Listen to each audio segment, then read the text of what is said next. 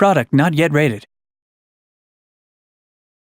Hey guys, my name's Tomasz Gop. I'm an executive producer at CI Games working on Lords of the Fallen, our action RPG that's been in development since 2011 and it's gonna come out this year on PlayStation 4, Xbox One and PC. Let's roam a little bit around Old Monastery, and in the meantime I'll tell you about some crucial ideas that drive the development of our game. First few combat encounters you will see here focus around faster and agile opponents, so I'll try to use lighter gear and maneuver right. For example, trying to get the perfect positioning and perfect timing for an effective critical strike. It requires a little bit of practice, but is well worth the effort.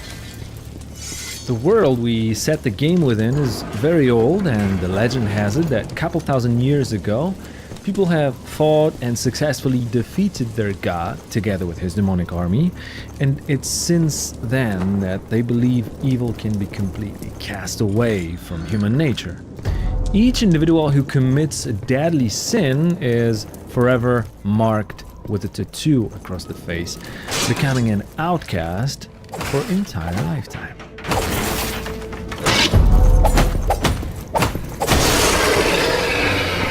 Anybody here?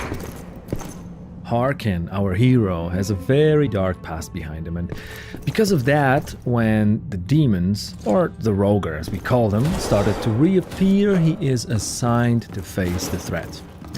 It's almost as if people believe that they can fight evil with evil. Oh, and by the way, it's worth mentioning that we really put a lot of work into highlighting the feeling of intense duel within each single one-on-one encounter that you will come across.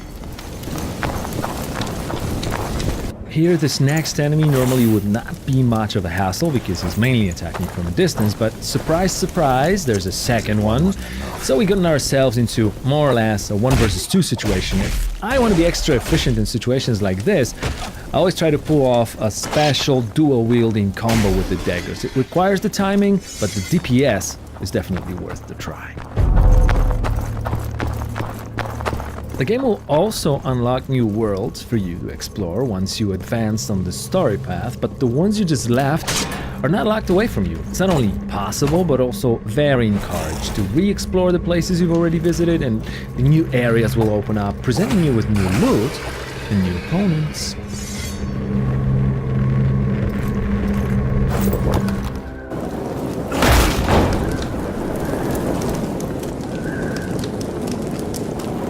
All quiet here too, old man. I'm not leaving without answers.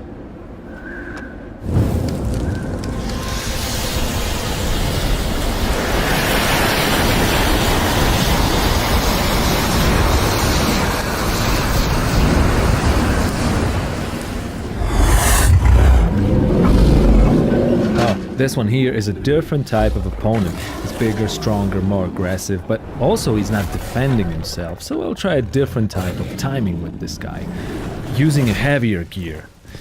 Since we're not a slasher, certain things will not work, like mashing the button, for example. Blocking, well, that probably won't get you far in the long run.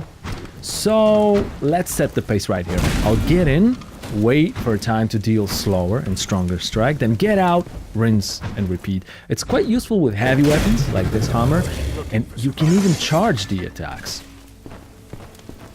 Another one bites the dust.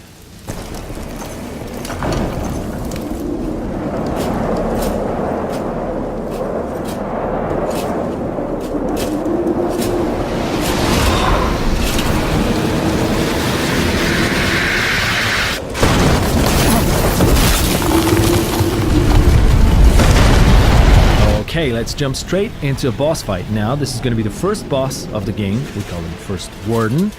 And we wanted him to resemble an honorable knight, fighting and obeying his demonic codex. Gameplay-wise, our goal was to mix action with RPG in a way where all elements, including story, world, and characters, revolve around the user experience. In our case, that means combat and character development. Basically, there are two main pillars of combat in Lords of the Fallen: melee fighting and magical, supernatural skills. The first one is fairly tactical and rewards players who like the feeling of learning and that special sense of becoming proficient at game mechanics. The magical side of Lord's Combat, on the other hand, even though it's not covered in this video, is designed to feel very spectacular and powerful. But that is also not the only reward that counts with using it. Our goal was to give players the means to distribute the process of learning how to play the game along the time they choose.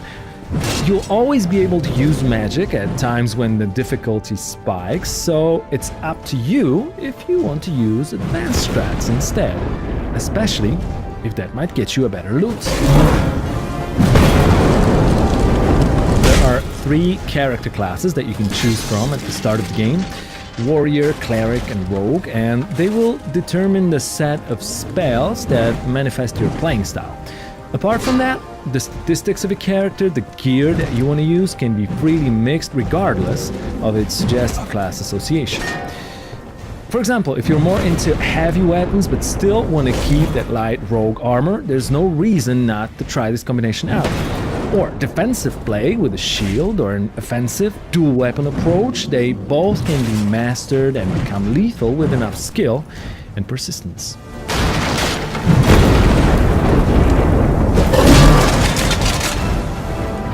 The last stage of the first Warden fight is where it gets interesting, because we finally managed to destroy the shield, making him a bit more vulnerable.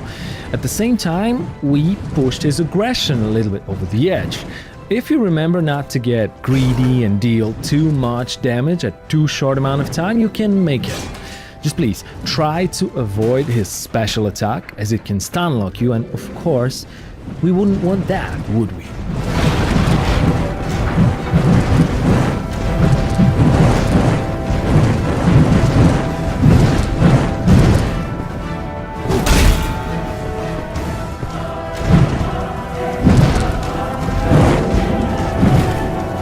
Thanks a lot, guys. That's the first gameplay from Lords of the Fallen, and of course, there's way more to come, so keep your eyes on our website and fun page.